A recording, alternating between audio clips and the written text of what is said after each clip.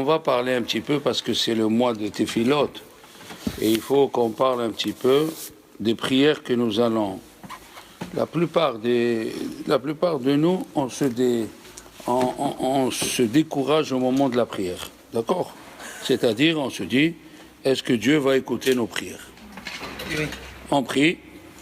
Alors, nous allons amener quelques preuves que moi-même j'ai été étonné que je ne les connais pas. J'avoue, humblement, grâce à Dieu, la curiosité fait que nous apprenons tous les jours des choses et vous allez découvrir vraiment. Nous avons parlé déjà, oui, que Dieu il a dit à Moshe Rabbeinu, va voir Pharaon le matin. Alors tous on a appris pourquoi va voir le Pharaon le matin, parce qu'il se prenait pour un dieu. Il y a qui disent que c'était Ramsès II. Bon, mais bon, c'est pas pour nous, c'est pas ça. Et va avant qu'il se mette à prier. Comme ça, il dit le Midrash. Va toi avant, tu l'empêches de prier, tu lui dis ce que je t'ai dit, et après, donc, il ne pourra plus prier. Parce que toi, tu es parti avant. Mais ce pharaon-là, c'est un monsieur qui faisait du mal au peuple juif, on l'a vu. C'est pour ça qu'il a reçu les 10 plaies, non? Le bon Dieu ne va pas donner 10 plaies à quelqu'un quand il n'a rien fait. Oui. Et comme il dit à Rambam, il dit, même si Pharaon il dit à Dieu, mais tu as dit à Abraham Avinu que ton peuple va souffrir dans une terre qui n'est pas la leur. Alors pourquoi Pharaon il doit souffrir? Puisque Dieu il a dit. Comme ça il pose la question le Rambam. Rambam il dit pourquoi Dieu il punit Pharaon alors que Dieu il a dit à Abraham Avinu, tes enfants vont souffrir. Oui, mais il a dit Dananochi à Goy. Non, mais attends, il a bien dit Dieu, tes enfants vont souffrir. Ce Dananochi, c'est après. Voilà. Mais au moment où il va souffrir, pourquoi tu veux me punir? Il a dit à Rambam. Mais Dieu, il n'a pas dit dans quel pays ils vont aller. Pourquoi toi, Paro, tu choisis? Pourquoi toi, Paro, tu choisis et tu dis, c'est moi qui va faire la shlichut d'Hachem. Qui t'a dit de faire la shlichut? Comme il a dit Antoninus à Rabbi Akiva.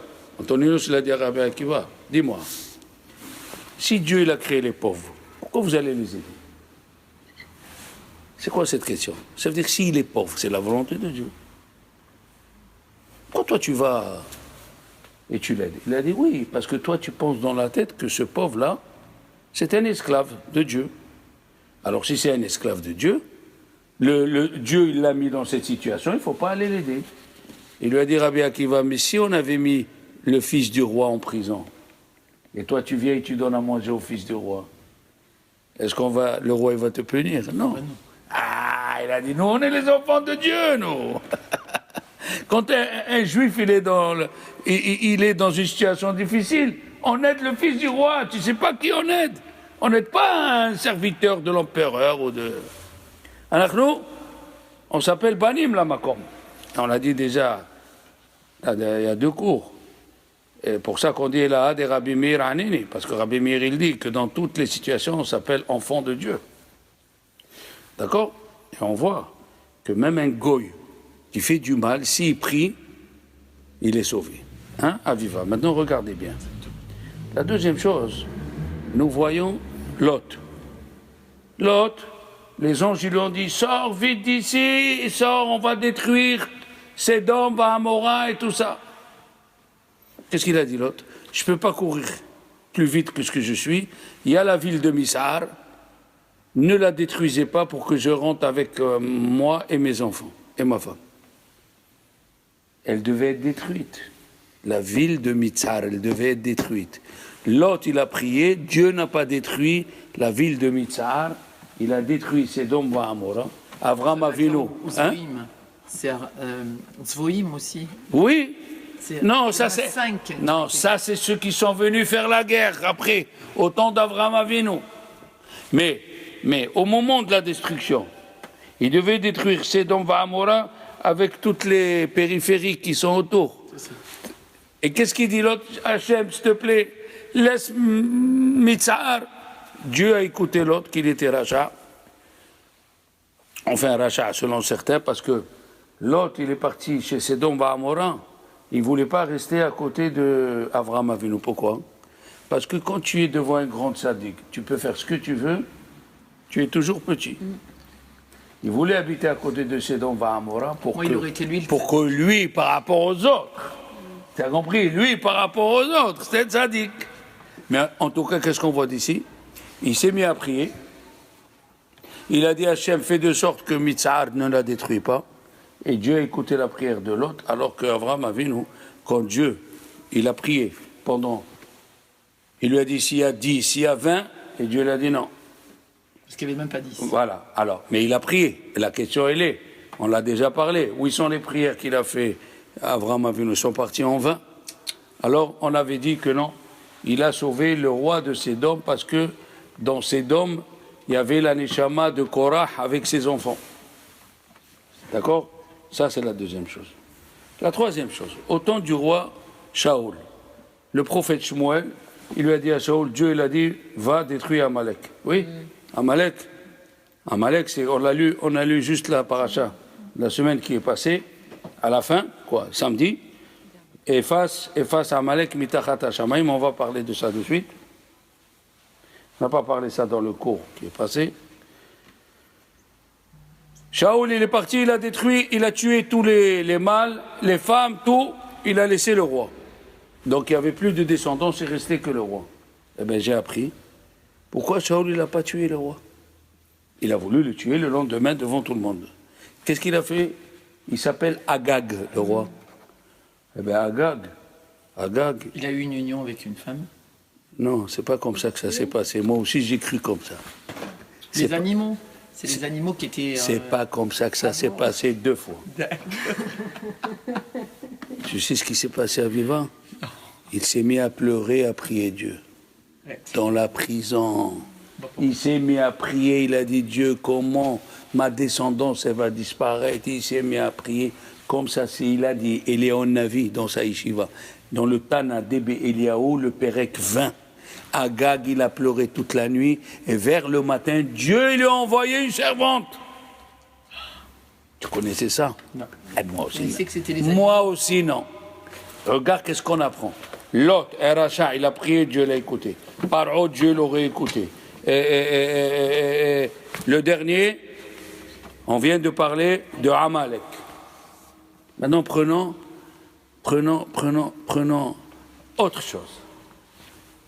Que les prières ne vont jamais en vain. Si déjà des Rechaïm, Dieu il les écoute. Regardez. Le Ben Israël dit que quand il a voulu mourir Rabbi Yehuda Anassi, les anges se sont mis à prier pour recevoir Rabbi Yehuda dans le ciel, et ceux d'en bas, ils se sont mis à prier pour que Rabbi Yehuda il reste ici. Donc on avait 2 batailles, les prières des Malachim et les prières de ceux d'en bas. Alors tu connais la suite. Qu'est-ce qu'elle a fait la servante? Elle a prié pour qu'il s'en aille pour qu'il soit libéré. Non, pas encore, attends ma fille. Elle a vu son maître, Rabbi Yehuda Anassi, son rave, il souffrait.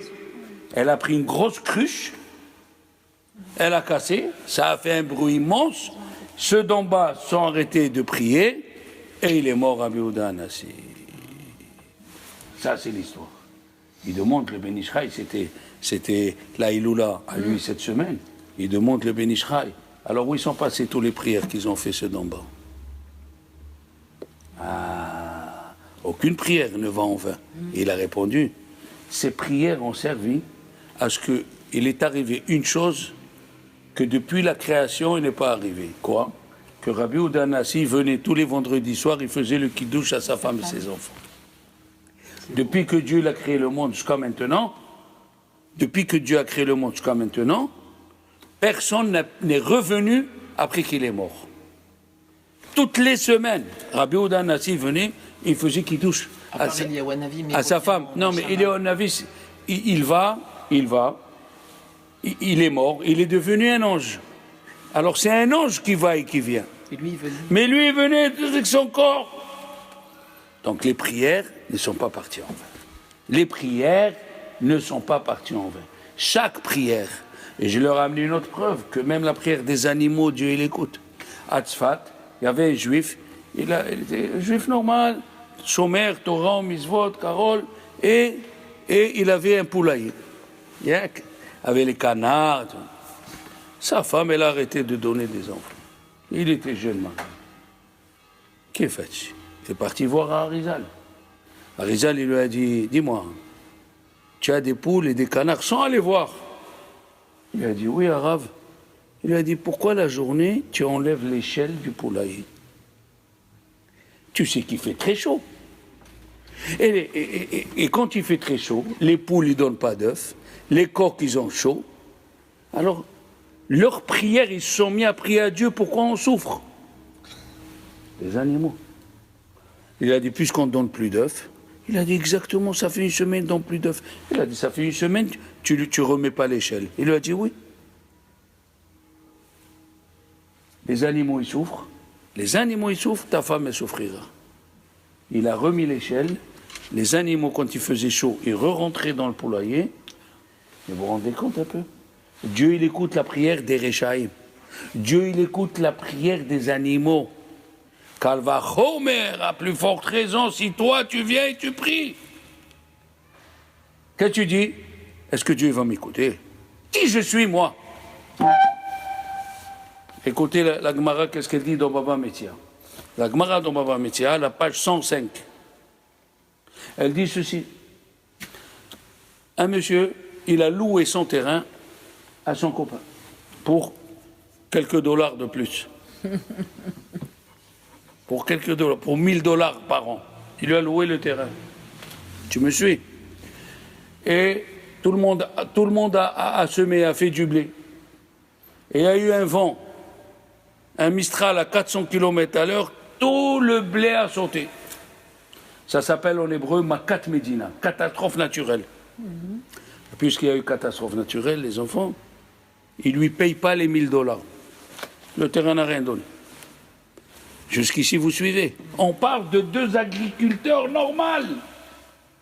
Mais, il dit la Gemara dans Baba Metia, si lui dit, le proprio, il dit, écoute, moi je te dis, fais du blé. Et lui, Shimon, qu'est-ce qu'il a fait? Il est parti, il a planté de l'orge. Il lui a dit, voilà, je te loue le terrain à 1000 dollars l'année, mais va planter du blé. Qu'est-ce qu'il a fait, Shimon? Il a planté de l'orge. Et il y a eu le Mistral. Tous les champs ont sauté. La Gemara, elle dit, il lui paye les 1000 dollars. Oui.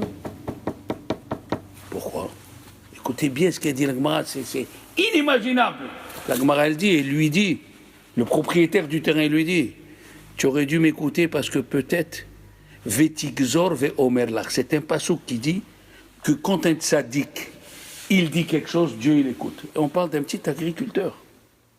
Il a dit, Rashi, peut-être Dieu à Rosh Hashanah, il a écouté ma prière, il aurait écouté ma prière, Dieu il aurait écouté ma prière, et le blé aurait résisté contre toute la vallée, contre tout le vent. Regardez de quoi on parle. On parle d'un agriculteur, et l'autre c'est un agriculteur. Et la Gemara, elle sort le pasouk. Peut-être Dieu à Rosh Hashanah, comme ça l'explique Rashi, à Rosh Hashanah, Dieu il a écouté ma prière, et mon blé ne serait pas tombé avec la catastrophe naturelle. Ça, c'est la prière d'un agriculteur. Et on dit que des fois, on prie pour des choses qui ne sont pas pour nous. Non. Là, moi, je cherche à amener une preuve que Dieu, il écoute la prière des Goïm, que Dieu, il écoute la prière des Réchaïm, que Dieu, il écoute la prière des animaux, et que Dieu, il écoute la prière des Juifs simples. Okay. C'est une preuve pour dire, ma prière, qu'est-ce que c'est ma prière? Non, ne dis pas ça. Ne dis pas ma prière, qui je suis. J'ai amené des preuves que même un juif simple, un agriculteur, il peut avoir la force de prier comme un tzaddik. Et la meilleure, on vient de parler de Amalek, quoi. Amalek, il a écrit efface son souvenir mitahat hashamaim, sous le ciel. Ces deux mots, ils sont en plus. Efface Amalek. Où il se trouve Amalek? Amalek, il se trouve ici, sur la terre. Efface Amalek. Pourquoi tu me dis sous le ciel?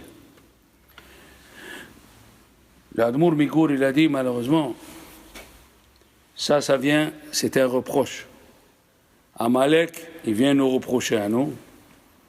Il nous donne une gifle. Qu'est-ce qu'on dit toute la journée? C'est lui qui n'a pas voulu faire le papier. C'est lui qui il n'a pas voulu m'embaucher. C'est lui, c'est pas du ciel. C'est mitahat hashamayim, c'est sous le ciel. Ça se passe sous le ciel. Eh bien, on est comme Amalek, malheureusement. Au lieu de dire c'est les mana min hashamayim, les mana min hashamayim. Qu'est-ce qu'il a dit le roi Salomon? J'ai vu que sous la terre, en itron tahat hashamayim. Il n'y a rien en plus sous le ciel. Avalé mana min hashamayim, mais en haut du ciel, qu'est-ce qu'on fait toute la journée? Je lui ai dit, va me l'amener, tu comprends, elle n'a pas voulu. À cause de ça, j'ai été retardé. À cause de ça, je n'ai pas pu prendre le train ni l'avion. Ça, c'est Amalek qui parle. Tu parles comme Amalek. Tu parles comme Amalek. Amalek, c'est qu'est-ce qu'il dit? C'est l'être humain, c'est la voiture, c'est ça, c'est les élections, c'est ça. Il a toujours un bouc émissaire. Eh bien, ça, c'est Amalek, c'est pas un juif. Nous avons vu, on a dit la dernière fois que le mois de Elul, nous faisons le Mizmor, les David Hashem Ro'i Lo Ihsar. Pourquoi? Non, les David Hashem Ori, oui. Ori, c'est Rosh Hashanah. Ish'i, c'est Kippour. Sukkot, c'est Sukkot. Il a dit à Rizal parce qu'il y a 13 noms de Dieu. Et le mois d'Elul, il y a 13. Il y a les 13 attributs de miséricorde qui sont éclairés le mois d'Elul. Mais le tour, il a dit dans la paracha de Nitzavim, Loul et Emanti l'irod betuv Hashem. Et David Amelech, il a dit, j'ai eu peur que je ne vais pas voir le bien de Dieu. Loulé. Comment ça s'écrit Loulé? Lamed. Avec un Aleph. Vav. Lamed. Aleph. Ah, c'est l'inverse de Elul. Ah, là tu suis. Mais je suis toujours. Mais je sais. Loulé, c'est Elul. Loulé, menti, le mois d'Elul, il faut faire entrer maintenant la Emouna. Ah, la question, elle est, et pourquoi il est à l'envers? Pourquoi Loulé, il n'est pas à sa place? Parce que la Emouna, on l'a, quand on voit que tout c'est à l'envers. Quand tout est à l'envers de ce qu'on pense, c'est là où tu fais sortir la Emouna. C'est pas quand tu joues le premier loto, tu le gagnes, le mari, il est gentil, les enfants, ils sont gentils, ton rave, il te caresse selon le sens du poil. Oui. Non, madame, non, monsieur. La Emouna, elle est quand Elul, il est à l'envers. Quand c'est à l'envers, Loulé menti les quand c'est à l'envers et quand même tu luttes, tu es là, tu es à l'envers et tous les jours tu dis, tous les jours tu acceptes la décision de Dieu, tous les jours, comme il a dit, la femme du frère du Gandevina, la belle-sœur du Gandevina, dans le village où il habitait, le frère du Gandevina, il n'y avait plus Minyan, Carole, il n'y avait plus Minyan, Esther, il n'y avait plus Minyan. Alors, il voulait déménager pour aller à Ville, hein, là où il y a Minyan. Priez Bétibourg, il faut prier Bétibourg. Alors la femme lui a dit, dis-moi, ton frère c'est le Gandevina. On va demander au Gandevina. D'accord? Et là, ça va être une leçon pour nous tous. Ils sont partis, il lui a dit le Gand, mais il doit prier Minyan, c'est un juif, c'est mon frère, il doit Shabbat. Il vient qu'à Rosh Hashanah Kippour. Il lui a dit, Arabe, je peux vous dire quelque chose? Il lui a dit oui. Il lui a dit, tous les jours, mon mari sort de la bicoque, où on loue maintenant une bicoque qu'on loue, c'est même plus une maison. On passe devant la maison où j'avais. Hein, tu passes devant la maison où tu avais. Que votre frère, il m'a parlé pendant 5 ans qu'il veut acheter un étrog. Et j'ai vendu ma maison que mon père m'a donnée en héritage. Pour le étrog. Pour le étrog de votre frère. Il lui a dit à son frère, c'est vrai? Il a dit oui, elle a vendu la maison. Et tous les jours je passe et je dis à Dieu, n'oublie pas Hachem, regarde où je vis et regarde la maison. J'ai vendu une maison pour que mon mari fasse le étrog. Il lui a dit, le Gandevina, tu ne peux pas déménager. Parce que chaque jour que tu dis à Dieu, tu es passé par une grosse épreuve, une très grosse épreuve. Et tous les jours tu dis à Dieu, tu vois, tu m'as éprouvé, tu m'as fait ça. Je suis encore là. Je suis encore religieuse. Je fais la tfila, je fais la tzedaka, je bénis tout le monde. Si tu acceptes ça, ça c'est un sacrifice que tu fais à Dieu. Ça c'est la émouna. Et pas, j'ai vendu, j'ai fait un effort. Pourquoi Dieu ne me donne pas? Pourquoi je dois finir ma vie dans la souffrance? Pourquoi je dois finir ma vie et les autres, ils ont tout ce qu'il faut? Dieu t'a éprouvé. Hein? Jusqu'à aujourd'hui. Jusqu'à aujourd'hui, qu'est-ce qu'on fait à Rosh Hashanah? On mange la tête d'agneau pour se rappeler. Pour se rappeler. D'accord, mais pour se rappeler de Yitzhak. Oui. Ah, on sent le chauffard pour se rappeler de qui? De Yitzhak. Ah, Yitzhak, le bélier. Hein? Dans la prière, c'est pour qui? C'est pour Yitzhak. Tout Yitzhak. Oui. Et quand tu es à Yitzhak, une fois dans la création, une fois tu as fait un effort. Une fois, tu as fait un effort qui a dépassé tes forces. Une fois, tu as fait un effort. Eh bien, tous les jours, tous les ans, tous les matins, on fait la paracha de la Hakeda.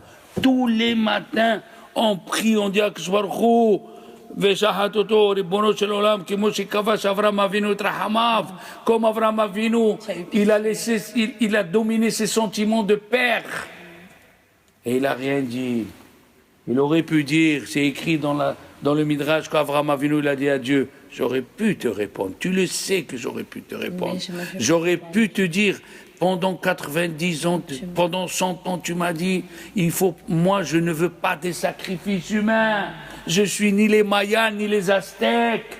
Je suis le Dieu qui aime ses enfants pendant 100 ans. Et tu m'as donné un enfant à 100 ans. Et maintenant, à 137 ans, tu me dis de le tuer. J'aurais pu le dire, j'aurais pu te dire. Mais j'ai rien dit. Alors toi aussi, quand ils viennent mes enfants à Rosh Hashanah, tu peux leur reprocher. Mais tu vas faire comme moi. Comme moi je me suis tué, toi aussi tu vas te taire. C'est ça, la prière. La prière, elle a une force. La prière, elle a une force. D'abord, le mot tefila, c'est teroufat pelé. Teroufat pelé, un médicament merveilleux, la Yehudi Amaamin, aux Juifs qui croient. Aux Juifs, tu as une grande épreuve. Par exemple, quelqu'un, comme je vous ai dit une fois, je ne sais pas si je vous l'ai raconté, je crois que oui, un monsieur il est sorti des camps de concentration et il était dans un petit village en Israël et un jeune rabbin Lubavitch s'occupait de prendre les vieux de là-bas et les amener pour faire minyan. Et lui, il ne voulait jamais. Il voulait jamais. Une fois, il a dit, il est parti le vieux, le jeune, il lui a dit, pourquoi tu ne veux pas faire? Pourquoi tu ne viens pas minyan? Il a dit, mon père, dans les camps de concentration, quand j'avais 13 ans, il y a un juif qui avait la téphiline de la tête et l'autre il avait les téphilines de la main. Il est parti à minuit, il a pris les téphilines de la main et les téphilines de la tête. Et quand il est venu, juste avant de rentrer dans le bloc où on dormait, il y a eu le phare des Allemands dessus et ils l'ont tué. Mon père, il est parti pour amener les téphilines et il meurt. Et tu viens me voir moi pour compléter minyan. Dieu il lui a mis cette phrase à ce jeune rabbin Lubavitch. Il lui a dit, tu es en train de tuer ton père une deuxième fois. Il est mort pour que tu mets les téphilines, et tous les jours tu refuses de mettre les téphilines. Ça l'a réveillé. Donc tous les jours tu mets. Il lui a dit quoi? Il lui a dit, tu le tues à chaque fois. Il a été ébranlé, il lui a dit, amène-moi à la synagogue. Il l'a emmené, et tous les vieux l'ont vu pour la première fois. Ils lui ont mis les téphilines. En plus, ils lui ont fait la Ils lui ont mis les téphilines, ils lui ont mis les téphilines. Ils lui ont mis les téphilines et il n'a pas voulu sortir de la synagogue avec les téphilines. Les mamans, vite, ils ont amené des gâteaux, ils ont amené des choses, ils ont amené... C'est comme ça, nous, on croit, on a une épreuve, mais tu ne comprends pas que cette épreuve, avec celle-là, tu vas sauver ton fils, tu vas sauver ton mari, tu vas sauver tout. Quand les gens, ils perdent quelqu'un, ils viennent faire le kaddish pour élever l'âme du défunt. Mais c'est pas vrai, c'est eux qui s'élèvent. C'est pas pour élever l'âme du défunt, pour élever toi, tu foutais rien, tu faisais rien, maintenant tu viens à la prière, tu fais kaddish, tu fais tout. La émouna, c'est chaque chose, il est calculé. Combien de sonneries on sonne à Viva? 100. 100. Pourquoi? On sonne la sonnerie pour la maman d'un rachat qui s'appelle Sisra. Le Satan, il est là, le Satan. Arrête! Arrête pas d'appeler les gens. 100 sonneries parce qu'il y a une maman qui s'appelle Sisra. Et Sisra, il était qui? Voilà. Maintenant, tu es une femme. Sisra, il était qui? Le général de Yavin Melech Kenan. Pourquoi, si tu me parles de Sisra, Et tu me parles que sa mère, elle a pleuré, qu'on va expliquer. Et tu parles qu'il était le général de Yavin Melech Kenaan. Et elle a commencé à pleurer. Dans le ciel, chaque chose, il est compté. Esther, elle a pleuré 15. Ah, ça fait 15 fois qu'elle pleure. Il y a un ange qui est marqué. Elle a repleuré. Encore une larme. 16. Encore une larme. 17. Elle a pleuré 100 fois. Il y a un ange qui a marqué 97, 98, 99, 100. 100, elle a arrêté de pleurer.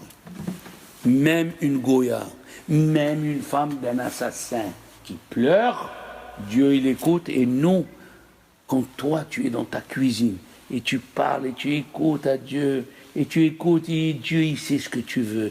Quand tu pétris et des fois tu es dans le pétrin, Dieu il sait ce que tu fais. Il sait chaque pensée et il est là. Et il est là à t'élever seulement. Chacun, il a un cahier d'épreuves. C'est ça, Rosh Hashanah. Nous allons avoir des épreuves. Et nous prions Dieu qui nous donne des épreuves les plus faciles à faire.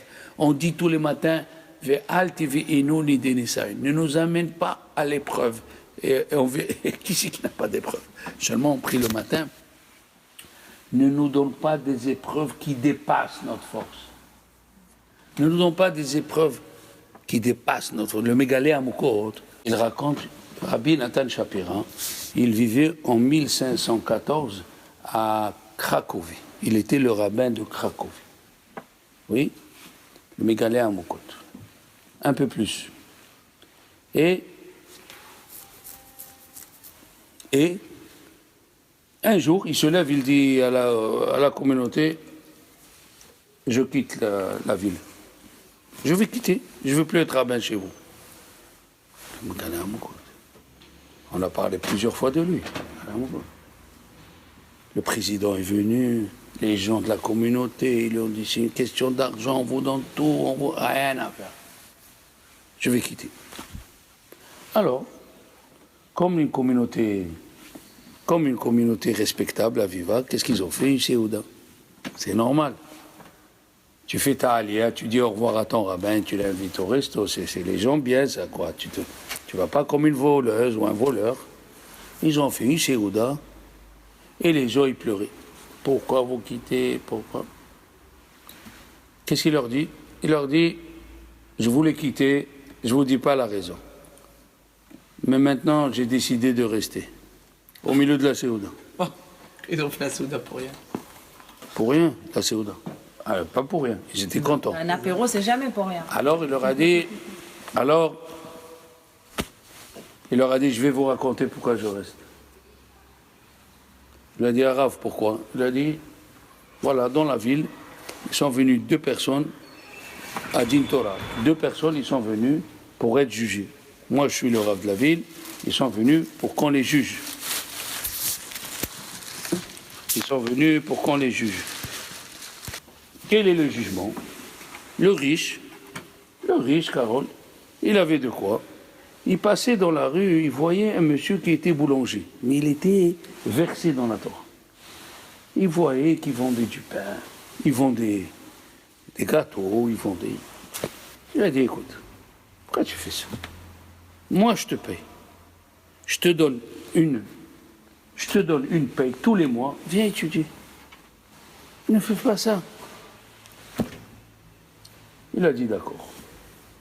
Après 6 mois, il vient, il lui dit, je veux plus. Il va, il se remet à faire les petits pains. Il lui a dit, tu veux rompre le contrat d'études, il faut qu'on aille voir le rabbin.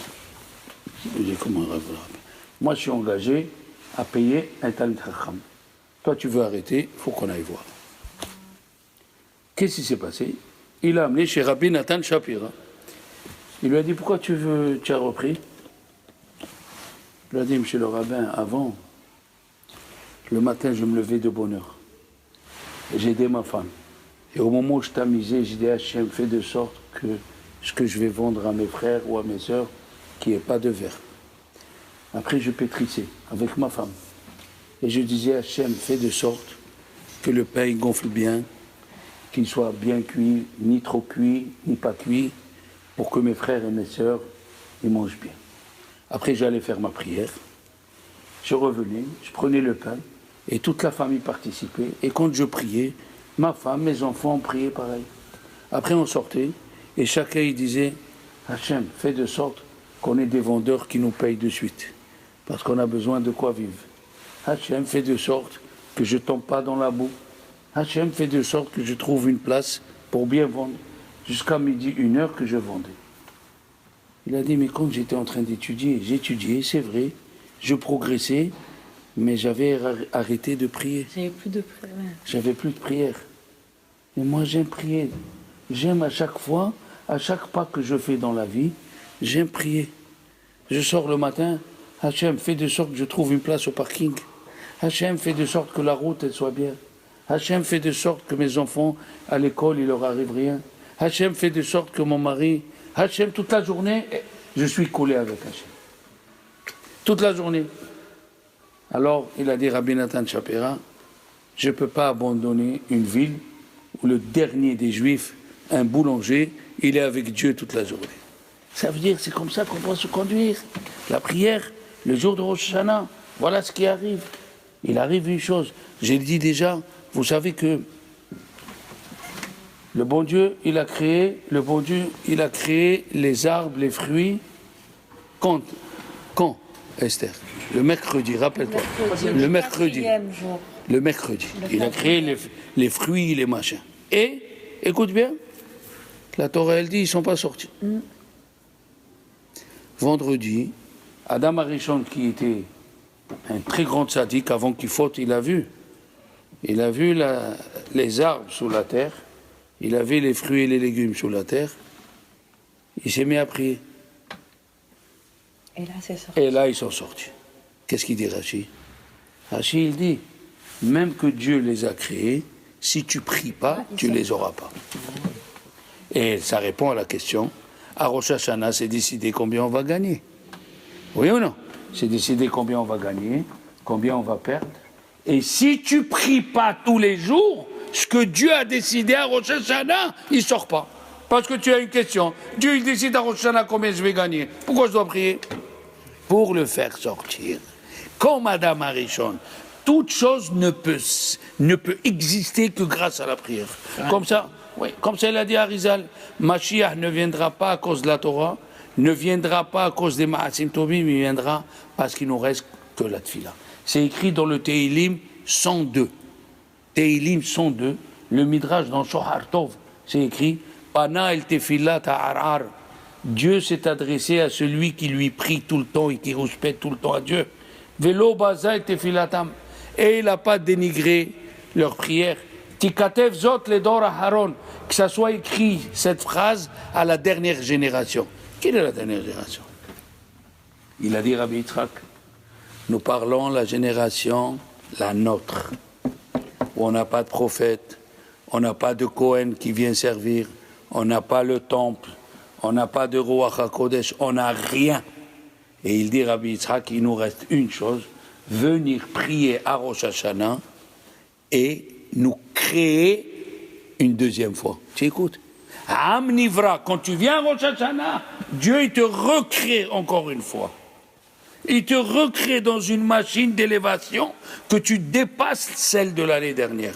D'où le mot Shana. L'origine du mot Shana, c'est du mot Shinouï. Les Shanot. Les Shanot, Aviva. Il faut changer. Il y a écrit dans les enfants, dans tous les fêtes, on sort deux Sefer Torah. Ouais, un Sefer Torah pour lire l'événement de la fête, et le deuxième Sefer Torah, on lit le Moussaf, les korbanot du Moussaf. Dans tous les korbanot, mes chers amis, dans tous les korbanot de toute l'année, c'est écrit Veikraftem Ola. Vous ferez un korban d'Holocauste. À Rosh Hashanah, c'est écrit Va'asitem Ola. Qu'est-ce que ça veut dire Va'asitem? Pourquoi tu ne dis pas Veikraftem? Le Midrash, il dit, Hachem, il dit, si vous venez à Rosh Hashanah et vous écoutez le chauffard et vous faites teshuva, je vous crée une deuxième fois. Le Midrash de la paracha de la semaine, il ressemble au Midrash du Teilim. C'est la même chose. C'est écrit dans le Mizmor qu'on dit pour Rosh Hashanah, Tik'ou, Bahodesh, Shofar. Pourquoi tu me dis Bahodesh? C'est pas tous les mois. Non. Il y a le mot Hadash. Il dit, Rabbi Ushua, viens écouter le Shofar, je vais te renouveler. Je vais te renouveler. Mais il faut venir prier. Nous, Chachamim, ils disent, on ne sait pas, il dit Rabbi Yonatan Mishis dans le Darouche de Rosh Hashanah, on ne sait pas combien il y a des anges, des milliards d'anges mauvais qui viennent avant la Tekiat Shofar pour nous accuser. Tu as fait ça, tu as pas fait, tu as donné, tu n'as pas donné assez, tu as ça. Kalba Savoie, la Gemara, elle dit, il donnait la Tzedaka. Pourquoi sa fille, elle est devenue pauvre? Et la Gemara, elle répond, il n'a pas donné selon sa richesse. Tu as 1 milliard et tu viens nous donner 1 000 euros, tu crois que tu as fait la tzedaka? C'est pas tzedaka, mon fils. La tzedaka, c'est quand ça te fait mal. C'est quand tu donnes et toi, tu attends le mois prochain que ça rentre. Ah! Alors Dieu, il voit. Tu donnes aux autres avant que toi. Toi, tu es en moins. On vient te demander la tzedaka et tu dis à Dieu, je te prête. Et moi, je suis en moi. Alors oui, là, oui, on peut parler. Là, on peut commencer à parler dans la tzedaka. C'est ça. Viens, je vais te renouveler. Viens, tu vas voir. Non, c'est ça Rosh Hashanah. Rosh Hashanah, il faut venir avec quelque chose. Vous savez, dans la ville de Rabbi Yechiel Paris, il habitait Paris en 1250, c'est en son époque où on a fait l'auto-défait. Oui, l'auto-da-fait. J'allais me corriger, mais je voulais voir. Je suis réveillée ce matin. L'auto-da-fait qu'on a brûlé plus des charrettes pleines du Talmud et plein. Bon. L'auto-da-fait, Rabbi Yechiel Paris, il avait 2 élèves, plusieurs élèves. Parmi eux, il y avait un, il s'appelait Rabbi Yaakov Aboudraham. Et le deuxième, il s'appelait Rabbi Naftali Azaria. Et ils ont prié, la veille du Kippour, ils ont prié à Dieu, montre-nous combien on va gagner cette année. Ah, very good. Le soir, il rêve que Rabbi Yaakov, il a rêvé qu'il va gagner 200 pièces d'or.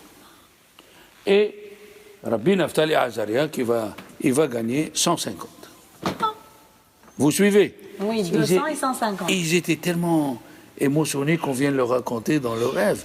Ils sont partis chez le Rav. Il a dit, ah Rav, voilà, on a prié, regardez ce qui est sorti. Oui. Il leur a dit, le Rav, bon, alors faites les comptes. Et l'année prochaine, si Dieu veut, vous venez me voir. Pour le moment, on étudie.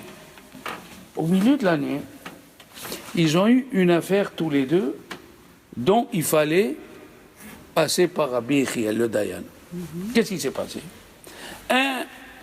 Rabbi Yaakov Aboudraham, il a dit à Rabbi Yechiel, on a fait une affaire et c'était 50-50. Moi, j'ai donné la moitié du capital, lui, il a donné la moitié du capital, donc les gains, on doit faire moitié-moitié. Oui. Il lui a dit oui. Et l'autre, Rabbi Naftali Azaria, lui a dit non. Moi, je ne suis pas d'accord avec lui. C'était 3/4, 1/4. Lui, il a donné 1/4 et moi, j'ai donné 3/4. Donc, dans les gains aussi, moi 3/4 et lui 1/4. Alors, Rabbi Yechiel, il a dit, vous avez des témoins? Non. Vous avez un shtar, un acte? Non. Donc, il n'y a ni témoin ni acte. Ok. Qui c'est qui a l'argent? Rabbi Yaakov. Il a dit, si lui, il a l'argent, d'après la Torah, c'est lui qu'on croit. Mais, les Chachamim ont imposé une chivoua. Rabbi Yaakov, tu dois jurer. C'est toi qui as raison, mais si tu jures, c'est toi qui as raison, on fera 50-50. Il a dit, moi je ne jure pas. J'ai jamais juré, je ne jure pas. Je donne les 10, ce qui manque, je lui fais cadeau à Rabbi Naftali Azaria. À la fin, un jour avant Rosh Hashanah, donc l'année est passée, ils sont montés le matin chez Rabbi Yechiel. Il a dit, vous avez fait les comptes? Il a dit, on a fait les comptes. Rabbi Yaakov, il a trouvé que lui, il a rêvé qu'il devait avoir 200 pièces. Il rêve qu'il a 189. Donc combien il manque? 11. Rabbi Naftali Azaria, qui devait avoir 150, il a 161. 161. Alors il lui dit Rabbi Yechiel, il lui dit à Rabbi Yaakov. Rabbi Yechiel, il dit à Rabbi Naftali Azaria, tu vois que c'est les 11 pièces qui lui manquent. Il a dit oui, ça concorde, mais la halakha, est-ce qu'on peut trancher une halakha par un rêve? La Gemara elle a dit qu'un enfant, il ne savait pas où il était l'argent de son père.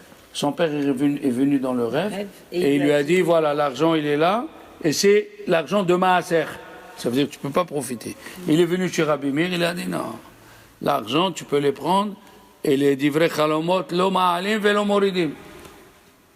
Les rêves n'ont aucun effet. Alors ici aussi, il lui a dit, Rabbi Yechiel Miparis, il a raison, on ne peut pas trancher une halakha avec un rêve. Qu'est-ce qui s'est passé? Rabbi Naftali Azaria, il est rentré dans sa bijouterie, il a fait des affaires et il a gagné 11 pièces d'or le même jour, la veille de Rosh Hashanah. Parce qu'il devait gagner 200. Ah, Rabbi Yaakov. Non, c'est Rabbi Yaakov qui est rentré dans sa... Excuse-moi. C'est Rabbi Yaakov qui est rentré dans sa bijouterie. Rabbi Naftali Azaria, il est rentré dans un magasin qui vendait de la verrerie. Et sans faire attention...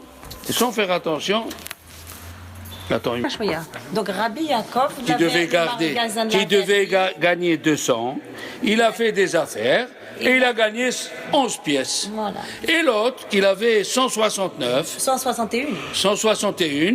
il est rentré dans un magasin où il y avait la verrerie, et en sortant, il a cassé, et le go, il a frappé, il lui a dit, tu m'as fait casser. Il a amené chez le juge, il est venu en sang chez le juge, un juge de go, il dit, ils ont fait le calcul, tu payes 11 pièces. Il a payé. Alors, la veille de Rosh Hashanah, écoute ça, la veille de Rosh Hashanah, il est venu chez Rabbi Naftali, qu'il a eu 11 pièces en plus, il est venu chez Rabbi Yechiel, il lui a dit, pardon, Rav, regarde ce qui m'est arrivé, et tout.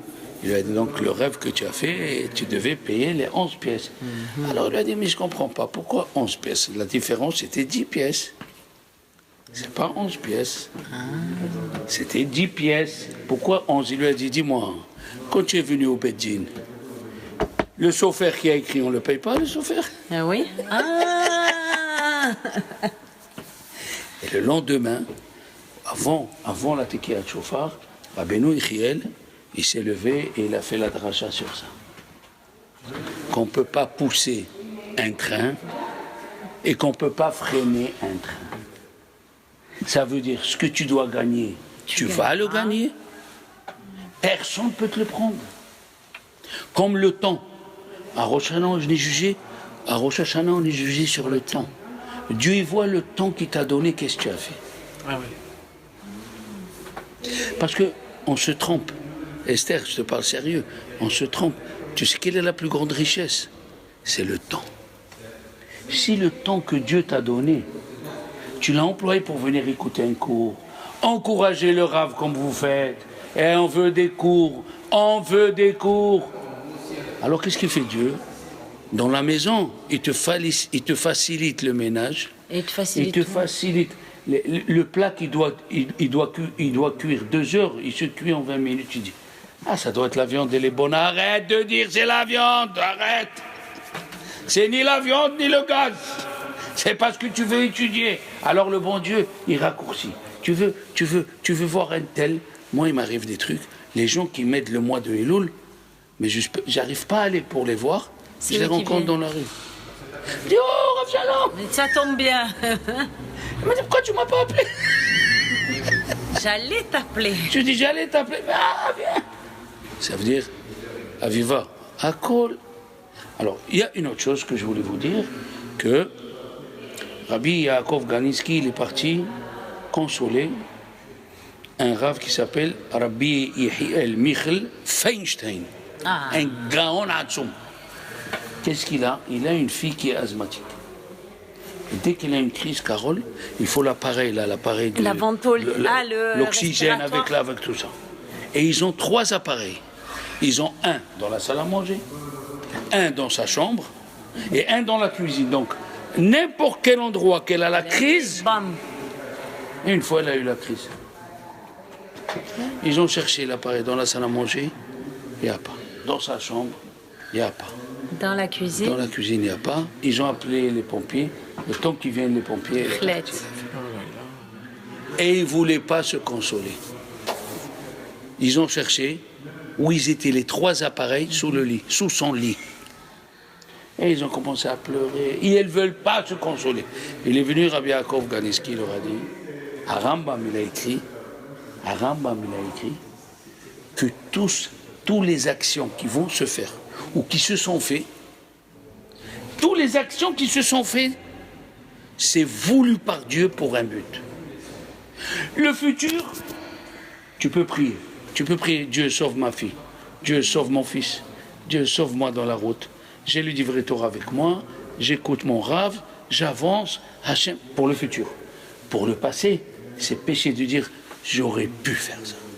J'aurais dû faire ça. Ça, c'est un manque de émouna dans Dieu. C'est un manque de émouna. J'aurais dû, j'aurais fait... Tout ça, c'est faux. Tout ce qui est passé, il est voulu. Tout ce qui est passé, il est voulu parce que Dieu, il te préparait pour autre chose. Il te préparait pour autre chose. Des fois, tu crois que celle-là, elle va me sauver. Celle-là, tu arrives, et tu dis, ah non, tu comptais sur moi? Ah, pas du tout. Et c'est ta copine, c'est le truc, c'est machin. Pourquoi? Il ne faut pas s'énerver. Il a dit, Chafetz Chaim, si tu cherches Aviva, et tu t'adresses à elle, vous êtes Aviva? Elle te dit, non. Tu vas t'énerver parce qu'elle n'est pas Aviva, celle-là. Faut pas t'énerver, c'est pas Aviva. La même chose, tu cherches Carole. C'est vous, Carole? Non. Alors tu vas t'énerver sur cette personne parce qu'elle n'est pas Carole. La même chose, tu cherches quelque chose, tu demandes à ton copain ou à ta copine et tu crois que c'est lui. Et finalement, c'est pas lui. Alors pourquoi tu vas t'énerver contre lui? Ça veut dire que la misva, elle va pas passer par elle. Elle va passer par un autre méritant. Donc tout ce qui nous arrive, les enfants, déjà, pourquoi on sonne le chauffard chez Tamli Khouni? Qu'on fasse régner Dieu. Mais où on fait régner Dieu? À chaque action qu'on va faire. À chaque chose qu'on va faire, on va faire régner Dieu. À chaque action. Voilà, on est en train de se préparer pour Rosh Hashanah Kippour grâce à Dieu. On écoute les cours, on entraîne. Tu as écrit magnifique, tout le monde est parti écouter le cours. Tout le monde est parti. Jonathan, celui qui me fait le cours. Il a écrit arabe, celui qui n'a pas compris. Tout le monde est parti écouter. On se prépare. Ne viens pas le dernier moment. Après, tu te plains. Donc, il faut se renforcer ces temps-ci. Il faut se renforcer dans la tfila, dans la émouna, dans les ma'asim tovim. Et si on passe un Elul comme ça, il y a des gens qui veulent que Elul il passe vite. Ah, c'est trop de pression. Pas du tout. C'est des jours agréables. C'est des jours où Dieu t'écoute. Yemeratson, parle-moi. Viens me voir, bon Dieu, viens me parler. C'est des jours où Dieu, dans la rue, quand tu parles, Dieu, il dit, elle croit en moi. C'est les jours, Be'ezrat Hashem, et les Chachamim, ils ont dit, le mot chauffard, les Rachetevot, c'est Shoresh, Poré, Rosh Vela'ana. Shoresh, Poré, Rosh Vela'ana, ça veut dire, c'est le nom des anges mauvais, qui sont avant le chauffard. Mais après le chauffard, c'est She'u, She'arim, Rashechem, Moussou, Pithe Olam.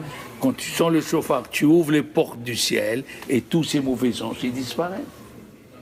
C'est où? She'arim. She'arim, c'est le mot Rechaim. Si avant le chauffard, la personne elle était Rechaim, en venant écouter, elle devient She'arim, les portes du ciel ils s'ouvrent. Alors on va finir sur cette belle note. Que Dieu écoute nos prières, qu'il nous aime. Hein? Voilà, bonne semaine.